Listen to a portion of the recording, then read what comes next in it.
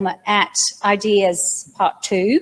And there was one speaker we really wanted, but couldn't quite make everything line up thanks to quarantine requirements and a whole bunch of other things. So I'm going to stop talking and hand over straight away to Sean Gourley, who we are absolutely delighted to have with us. And I know everybody else who's in the platform and in Wellington and Auckland will be delighted to have you with us speaking. So I'm going to hand over and you can explain who you are and what you do. Thank you. Wonderful to be here. I am back in the country about 6 days from San Francisco. You have it a lot better over here. Definitely, this is a better place to be. I don't know if everyone appreciates how lucky New Zealand is, but wandering around the streets of San Francisco, dodging people, and wondering if every cough is the next kind of death is definitely something that's nice not to have. And I get to tell my friends back in San Francisco, I'm going to a real life conference today, and they couldn't believe me. So I'm here, I am a New Zealander. If my accent sounds somewhat different, people tell me it sounds Australian at this point. That's terrible, but I am still a New Zealander. I've been in the US for 10 years now and work very much in the space of artificial intelligence. We're going to run through a bunch of stuff today, and it's super exciting to get to share all this with you. I want to start here with one of my favorite graphs. This is a single security being traded. It's not being traded by humans. The reason it's not being traded by humans is you can see 650 milliseconds in the top left. That's about the amount of time that the humans can operate at any level of strategic thought. We can't operate any quicker than that. It's a biologically hard-coded limitation, about this long, and we can't get beneath that. But machines can. And because they can, they get to dominate things like high-frequency trading. So all of these trades are happening in that period of time, and humans are effectively out of that game. Now, this has kind of created huge kind of improvements in the efficiency of markets. This is the bid-ask spread. You can see it almost down to zero, and you get this kind of improvement by automation. So fantastic improvements, except sometimes this happens. If you don't read these for a living, you'll know it better as the flash crash of 245, where collectively the algorithms that were dominating the market decided to remove about $1 trillion of capital, gave most of it back 15 minutes later. The issue is we don't really know what happened. Right, and just sort of pause on that. It's like, right, we gave the thing over to algorithms because we couldn't think fast enough, got efficiencies, and then it broke, and we got most of it back, but we don't know why. So there's a little lesson inside of that, and it's called Wiener's Law. Now, you're probably not familiar with this. It's one of my favorite laws. Wiener's Law is automation will routinely tidy up ordinary messes, but will occasionally create extraordinary mess. And I think there's something in that for as we kind of roll forward into the world of artificial intelligence, and particularly as we roll forward into mission critical activities such as intelligence and defense. So with that kind of covering, let's kind of run through artificial intelligence, frame that nicely for you. This paper was really, I think, the seminal paper that really kicked off this world of artificial intelligence. But of course, we've had artificial intelligence for a long time. Jeff Hinton, moved up to Canada to go and do this. Everyone thought he was crazy. No one told Canada that deep learning didn't work, so he kept doing it. He published this paper in 2006, and it was a breakthrough. And the breakthrough was deep learning. Deep learning, for those that don't know, and you've probably heard it around, is a little bit like shallow learning. This is shallow learning. This is how artificial intelligence used to run: input data, hidden representation, output.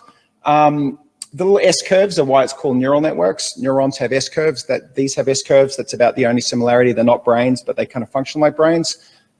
If you add more layers, it becomes deep learning. That's it. That's all of it. Shouldn't make a big difference. Makes a huge difference. What it allows you to do is to do things like image recognition. Image recognition, for those that don't know, used to be something that differentiated machines from humans. We're intelligent. Why? Because we can identify pictures. That changed, and it changed because we took deep learning, which meant that each layer could do one task and build on the task that came before it. So you see the first layer in there, it's just regions of light and dark, and all the neuron is doing is looking for regions of light and dark. The next layer says I can connect them together, and you see sort of things look like eyes and nose and mouth. Then you get a face, and then you get a classifier. That works really, really well. Of course, there are thousands of layers now in these networks, billions of parameters, a lot of training data that goes into it. But the spoiler on this is they are better than humans on many tasks with image recognition, which is kind of crazy when we think 10 years ago this was the thing that made us human. So you can do that in full motion video. You can track soccer players. Of course, if this was this was New Zealand, it should be rugby players, but you get the picture as it moves through. You can do it live. Very, very good as it moves through. Again, we'll go back to Wiener's law. This was funny. So they automated this because it's, it's cheap.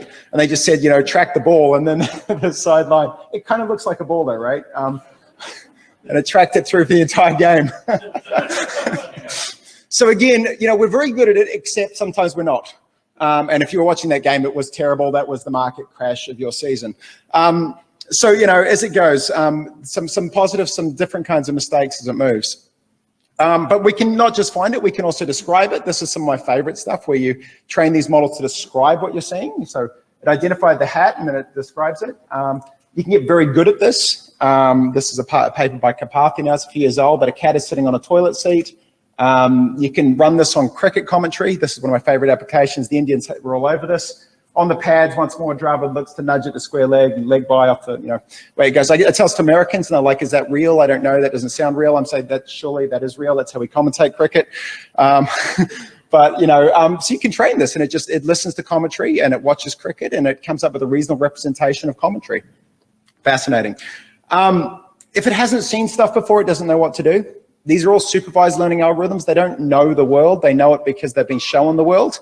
So when you show it this, it's like, that's definitely an odometer because I haven't seen a spaceship. So if you haven't shown it these models, they're not going to come up with the answer of the USS Enterprise. They're going to try and do to the closest thing. Training data is really, really important with supervision and supervised learning. But you're also getting to this world where these machines start to get a little bit creative, right? And on that one there, it hasn't been shown, so it doesn't know what to do. We humans still like to think we're creative, and that's maybe the difference. Now we're like, oh, algorithms, dumb, humans creative, we're smart, that makes us human. How do machines go on this? This was fascinating for me. This was a paper that came out a few years ago now, 3 years ago, generative adversarial networks. You put the text in and it creates the image. So you put in the text, this is a small bird, has white breast, light gray head, and it builds one for you. It's a really, really interesting creation of images from text inputs of birds that never existed before. And this was really kind of, I think, one of the steps where you look at this and say, well, maybe there is some creative elements that are kind of unfolding in these machines. Beside the fact that, the mathematics behind this is really quite beautiful. But these are GANs, or generative adversarial networks. But you still look at that and it's kind of like, all right, it's not that great. The nice thing about this is you've got GPU kind of rocket ships behind you. So the first kind of iteration on this was NVIDIA going in and said we can create faces. This is 2016, and they took a bunch of celebrities and created celebrity faces. These celebrities don't exist, but they look pretty real. NVIDIA went a step further and put even more. This was a paper in 2019 where they created these faces here. You can go to the website, thesepeopledonotexist.com, and you can play the game if these people exist or not. But what really puts it in stark reality for me is the speed at which we've gone from creating this to kind of creating that. And that was 2014, that was state of the art, and that's 2019. Really incredible the speed at which that's moved. And I think as we think about this dynamic of creating reality, of course, we'll get into a little bit of that around misinformation as it unfolds, but we're able to create reality pretty damn well. And you've got to get quite sophisticated for a one-off image to know if it's real or not. Different story when you look at ensembles of them, but we'll get to that later. Natural language generation is sort of the next step of this. So images went through from 2014 onwards. They had ImageNet, there was deep learning that was rolling to that. The next space in that was language. And really that's had its moment over the last 18 months. It's the space that I work in, it's the space that my company works in, and particularly around language generation. So this is kind of where state of the art was for generating a recipe. They trained it on recipes, and if you look there, it's chocolate pickle sauce and completely meat chocolate pie, brown salmon and oil, add cream, meat, another deep mixture. It is not great. It got a little better. They trained it on science fiction, and this is the output from reading a bunch of science fiction.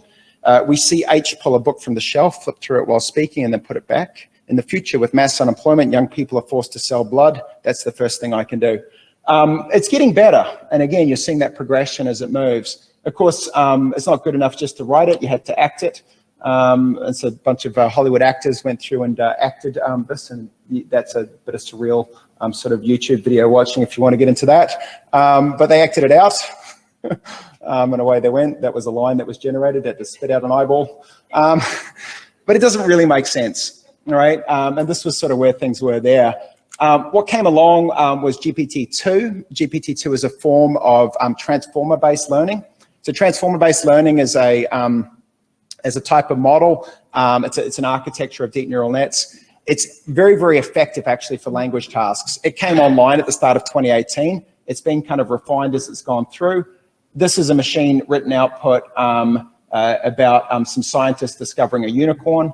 But you can read it and it looks very, very real.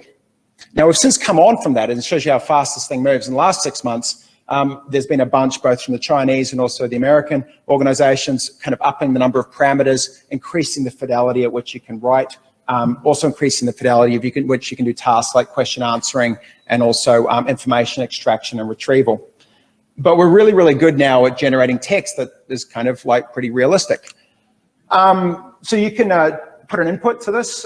This is a transformer model here that we've built a day after the release of an executive order by President Trump. Away you go. You can read through the output. What's really interesting is if you don't follow this very closely, you're not sure if this is real or not.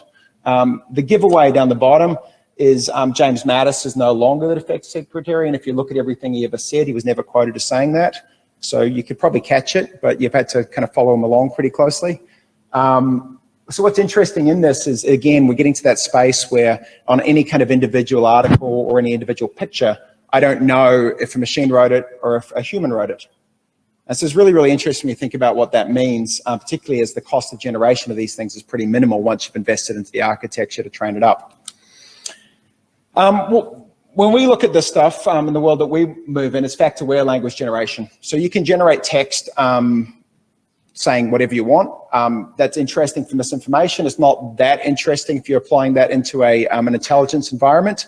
We employ a lot into intelligence environments with the US. We can't just make up language that says Samoa has bombed China. That wouldn't be a great thing to kind of render. But you do want to take the input text that you've got and kind of start to summarize it, start to extract key information, start to build out briefings and work products that roll on top of it. My company is Primer. We're based out of San Francisco. We're about 100 people there. We've been around for 5 years, heavily kind of involved in training machines to read and write. And we do a lot of work with both the intelligence and the defense organizations in the US. What we specialize in is, and that's probably, it might run. No, it doesn't run. Well, we'll jump on that. We work in English, Chinese, and Russian in native language. You can kind of do the math as to why we chose those languages, but I'm very proficient in all of those capabilities. And we're working with a number of different organizations. We took money early on from Incutel, which is the investment arm of the intelligence community in the US. Have been working with them now for 4 or 5 years. We also deployed with special operations, Air Force, Army, and also with the DNI. There are other organizations we've deployed with that we're not going to talk publicly about, but we're fairly deep into that part of the world. We've done this with the help of some really great advisors on our strategic advisory board. Lucky enough to get to work with Brett McGurk, who was the former presidential envoy. Tony Thomas, a fantastic, recently retired 4-star from Special Operations. Dash Jameson from Air Force Intelligence, and the deputy from the DNI, Sue Gordon. I'm lucky to kind of spend my time working with these folks, and they've been really instrumental helping us roll the technology out to the mission critical applications inside of the US. Some sort of examples of what we can do with things. Headline generation is a sort of a form of summarization. We'll have a look at a few unclassified examples. You can take this kind of article here. It's an article about Elon Musk and SpaceX's rockets. We can put that text in and generate a headline out. This is what the human writes, the impossible tech behind SpaceX's new engine. If we input that and ask it to summarize it, we can say the SpaceX Raptor engine improves fuel efficiency with full flow stage combustion prototype. It's a really nice kind of summarization to get a top line readout of what's going on. You can customize that to be more detailed. You can run that through. Really, really valuable for all source analysts as they're kind of trucking through the information in front of them. So similar kind of technology on the classified side. Some fun stuff that you can do with this. You can compare it against what humans write. It performs well across a range of different applications. But it also kind of does some good stuff when you've got clickbait headlines. The humans, like the Obamas, are getting Netflix show and you won't believe who it's for. And we can render that the Obamas are getting a show for kids. You'll never guess which US counties grew the fastest. McKenzie County in North Dakota, the highest population growth. So again, really nice kind of performance against that. And actually we can see that we're actually besting human level performance as judged by human analysts. So again, getting to that space where what you can generate language in a fact-aware format at or beyond what a human can do. And we've even surpassed these numbers more recently. One of the stuff we've been particularly excited about, this is running on the dark night, but you could kind of run this on an FBI type information. Write a briefing about the Dark Knight. So it goes to the screenplay. Here's the briefing. This is really kind of crazy when you look at this. It goes through each kind of major kind of point. Spoiler alert if you haven't seen this movie, it's a good movie. But the machine's read that. It's been trained to summarize. It's gone through and hit the key points. And now you've got to read out instead of kind of briefing through that. So really, really interesting when you think about what this means for intelligence analysts, getting through the information that they have to kind of process every morning. We can also use this for self-writing knowledge bases. So instead of kind of humans updating knowledge bases and the baseball cards with information each day, we can offset that now to machines that we've trained to do that. Here's an example of one that's being rendered. This is for scientists. We did a whole process to train up the machine to write Wikipedia-style pages for female scientists and other groups that were traditionally underrepresented in Wikipedia. Again, footnoted, it's being kind of rendered. The claims are being put together into a format. It's also dealt with duplications. It's dealt with, where the information came from. You can hit a button, upload that into Wikipedia. She didn't have a profile before, and now she does. Got a great bit of publicity on that and had a huge number of engagements. There's been thousands of Wikipedia pages that have been added as a result of this work. So really, I'm happy to be part of that work as we've gone through. One of the things here, this is getting a bit more into kind of things that may be more relevant on the defense side. You can read Russian language docs about Syria, write a one-page report in English, generate the output. You can configure it with maps and graphs. It's got some really nice kind of insights that are kind of emerging around the FSB in court cases. It's also doing differentials between Russian and English language to kind of see what information is in one sphere and not the other. So really interesting capabilities on that. There should be a video there, but it's not going to play, I don't think. This is actually the interface where as an analyst you can kind of drag and drop computer generated outputs with references, with footnotes into a briefing. You can make edits along the way. You can render it up on maps. You can put it in timelines. Really nice interface to go through that. Oh, here we go. We'll see this. So here you can kind of choose different summaries that have been generated by machines. You can go choose different headlines that'll render. You can go and make edits inside of that. We capture all those things to train the machines as they go along. So you can get into that space, go and make your edits. Some nice bits there if we go down. We want to take some of the events that have been identified. So you automatically identified the events. They'll render them, geolocate them on the maps. You can go through different kind of renderings of that as well. Give you the sort of sense of moving from sort of triaging information to really being more of a sort of a curator and editor of that information. Key people, it'll kind of render the sources of where the information came from. You can go through with key dates and numbers and so on. So really kind of changing that workflow of what you're doing as an analyst. And again, we've seen kind of the time to kind of produce a work product go down from 4 or 5 hours down to kind of 45 minutes. So a huge kind of jump as that goes through. Also kind of print quality graphics out the other side. I want to spend a bit of time kind of going through on one of the bits we've been doing a little more recently, which is computational propaganda, or disinformation as it's otherwise known. I'll take you back in time to where I first got interested in this. This is a tweet. I've been studying a lot of stuff on high-frequency trading. And this tweet came out, breaking 2 explosions in the White House and Barack Obama is injured. It was on the AP's Twitter account. It came out and this is what happened to the market. It lost about $130 billion.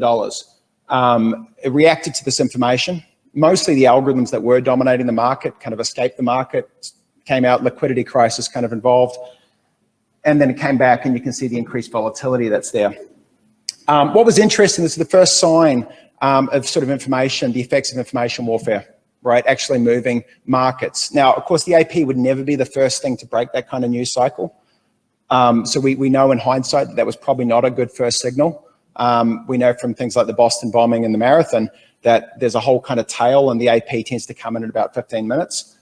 But the algorithms didn't know that. So you're sort of seeing this kind of power of disinformation, you know, rolling into the real world. And this was back in 2011, so it's old at this point. The next thing that we saw was 2013, and this really fascinated me, was this kind of Twitter campaign. If you don't read Spanish, these are Mexican Twitter bots alleging that a reporter was not killed by a drug cartel. And I looked at this and I was like, wow, you've got non-government actors running sort of disinformation campaigns in Mexico, trying to kind of garner political influence. This is fascinating. And, you know, I think I wasn't the only one looking at this, because I think, you know, there were other people kind of looking at this. Some papers were published, this one by a colleague of mine, Verkamp, publishing. What was fascinating about it was, maybe you couldn't tell off a one-off, but if every 15 minutes these things tweeted, the timing sort of gave them away. So this was spotted, but China started to play this game, and they got rid of the time signature. And again, you've sort of got this arms race of, can I make it more human as it unfolds? This is still really early, really primitive stuff. But Russia started to look at this, and we saw the first kind of instantiations of Russian disinformation coming in. And they were targeting Finnish people initially. And this is 2014, they're starting to cut their teeth in this.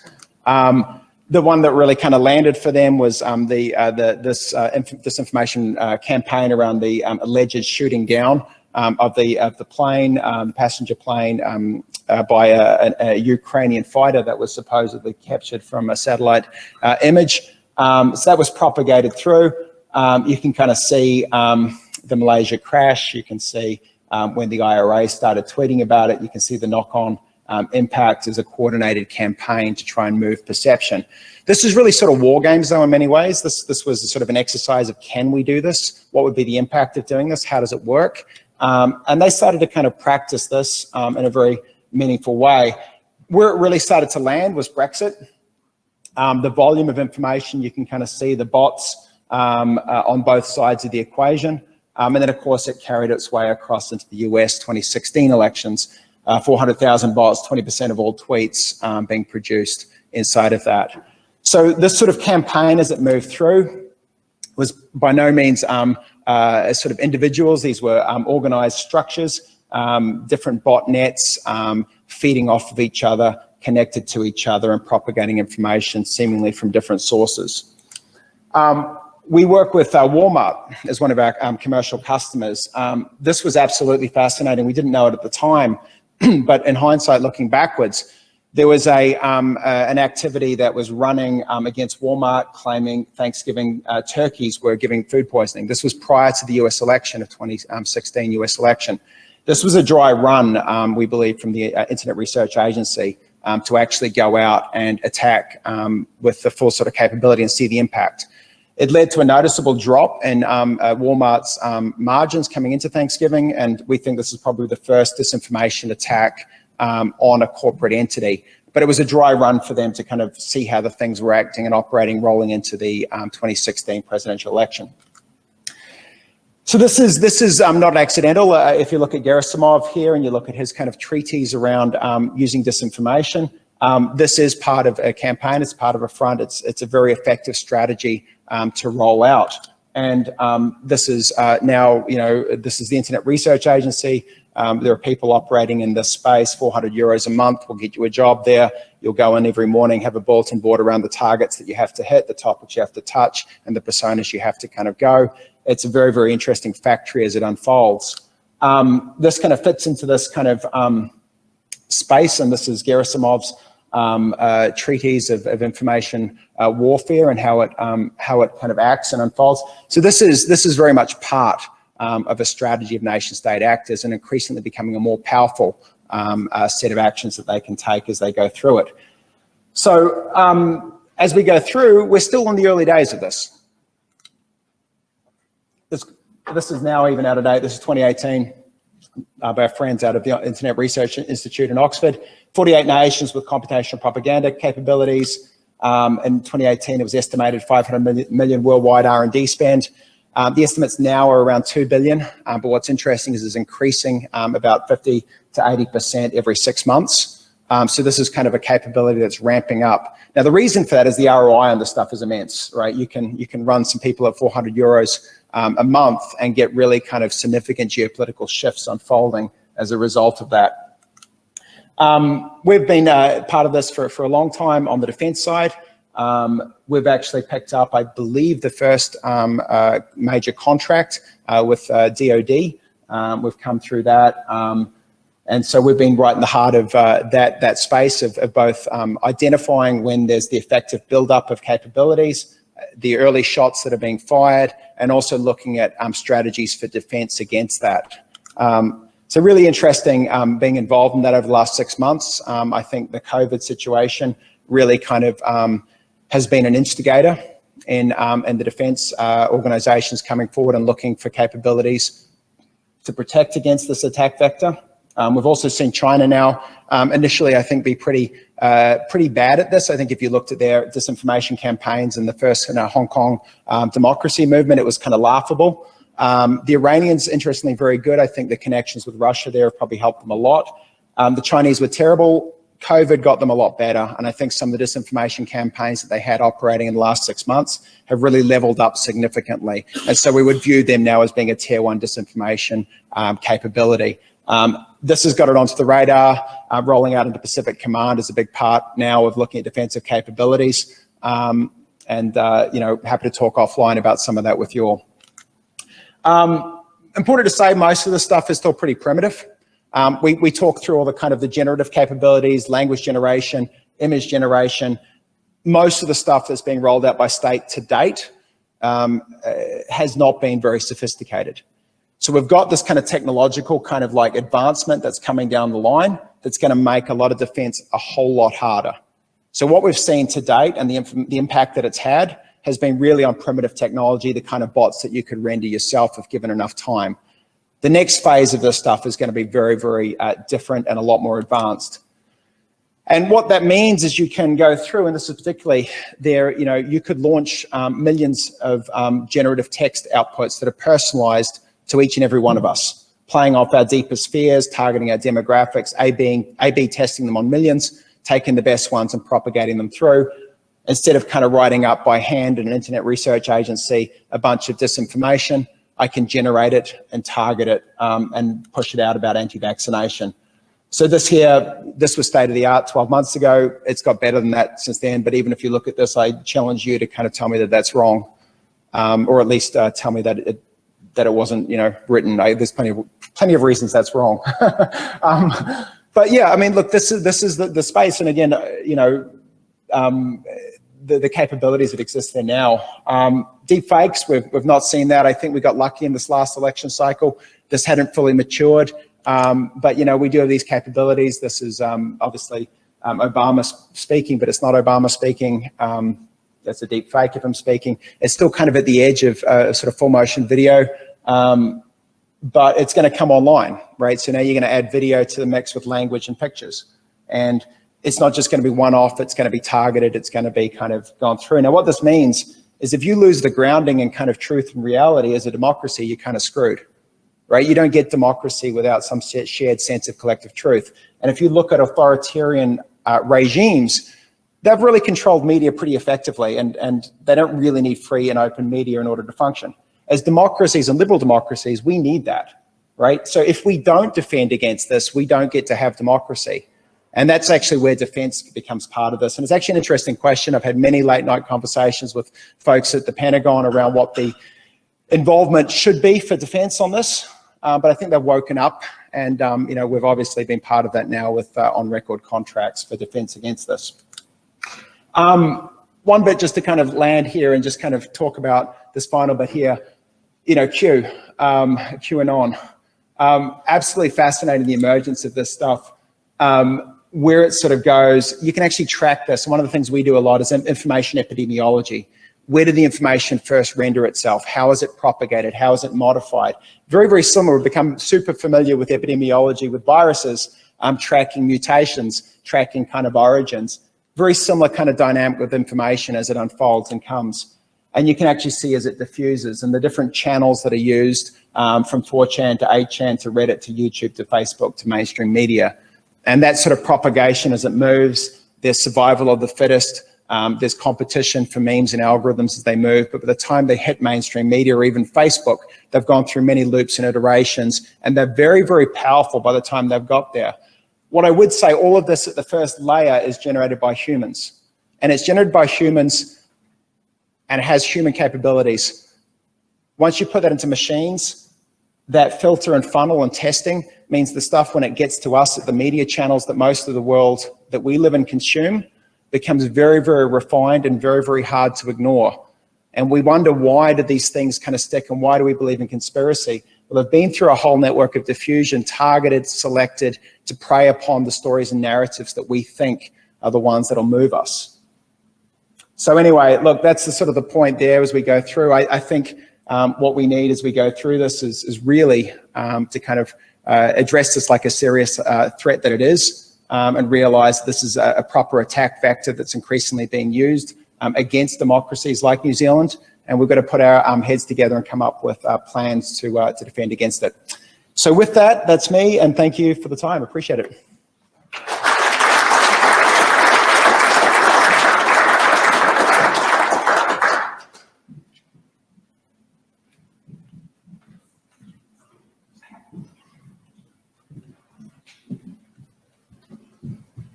Hi, everyone. Sean, come back on stage. So we've got a couple of questions coming through, so we'll just channel them through to you. So the first question is, you talk about truth and how important truth is in the data and the information that we're consuming. For the average consumer, how would they go about finding out what is the truth? Yeah, I mean, we sort of wrestled with that early on, right? Like, is this the game of finding truth? Now, one of the issues of truth, and look, I'm a PhD scientist, we sort of trade in kind of the space where there isn't truth, right? Like my whole PhD was about trying to find things that no one knows, and so what's truth when you don't know? I think that's the wrong kind of thing to go down. I don't actually think it's about chasing truth. I think it's about identifying active campaigns to manipulate our perception of the world, right? Now, we can kind of render whether something is true or not. That's probably a harder question, but I think where AI and machines can go is actually automating the identification of active campaigns that are unfolding and say, look, we're not sure whether this is true or not, but someone is trying to make you believe this, right? And that's actually where a lot of analysts that are doing work today manually, that's where they go.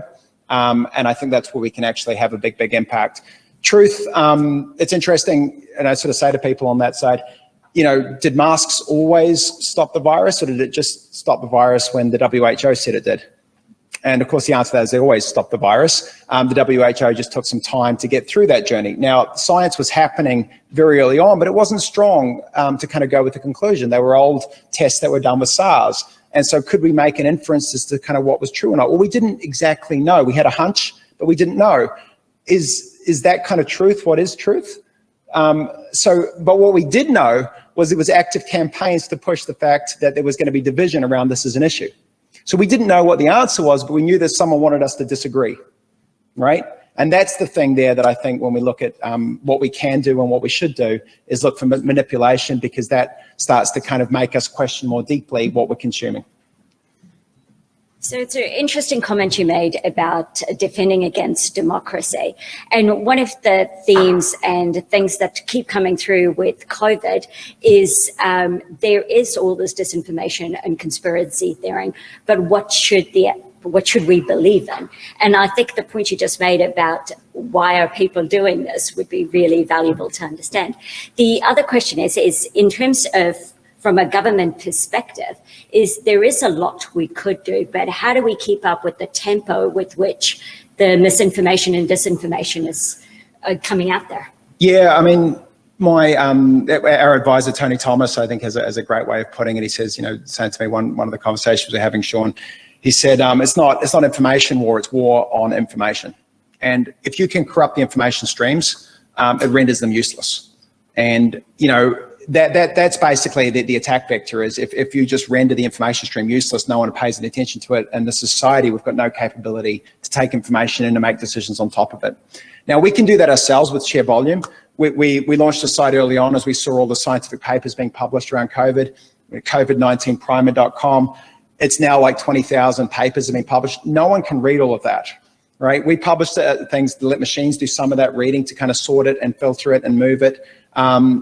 And so again, I sort of look at this stuff and say, how do we team up with machines to help us go through information? We've created a wonderful world of information is free, but our ability to process it, much like our ability to process high frequency trading, is constrained by the fundamental biological limits that we have. Machines don't have those. They have different capabilities, but they've also got different failure modes. So it's up to us how we engage with them. But if we don't, I don't think we get to have democracy. So I've got a couple of questions from Wellington.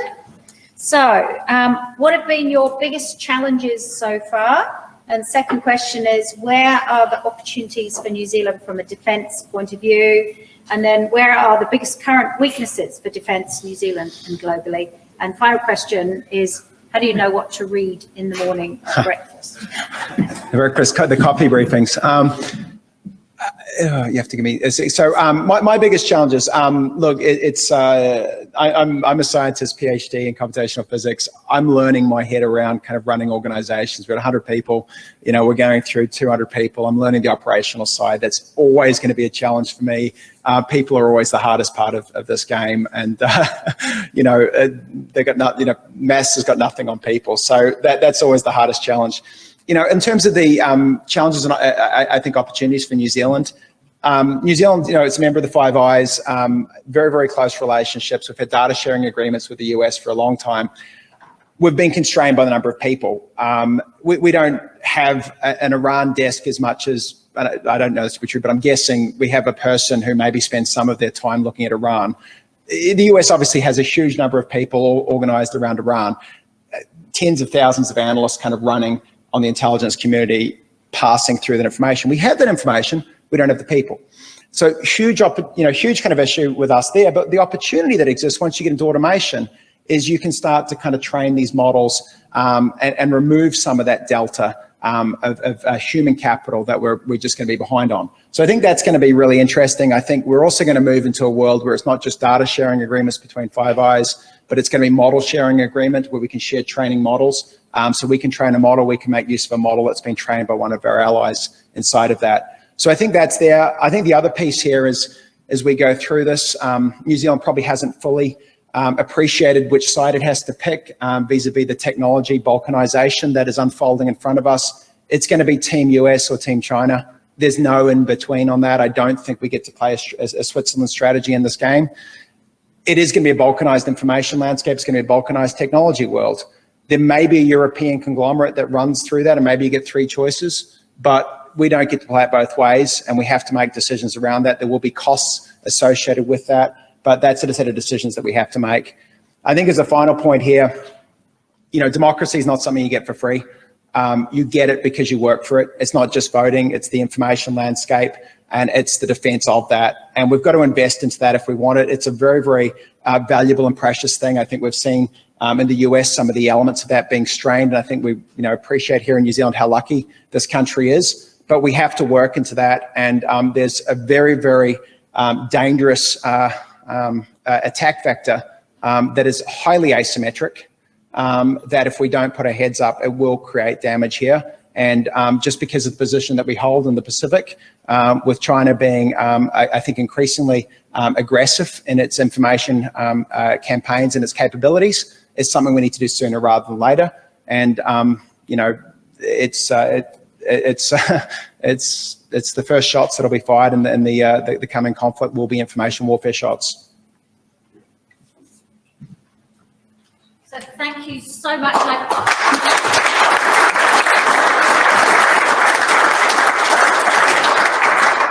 So I suspect a lot of people everywhere would want you to keep talking. So we will keep bringing Sean back.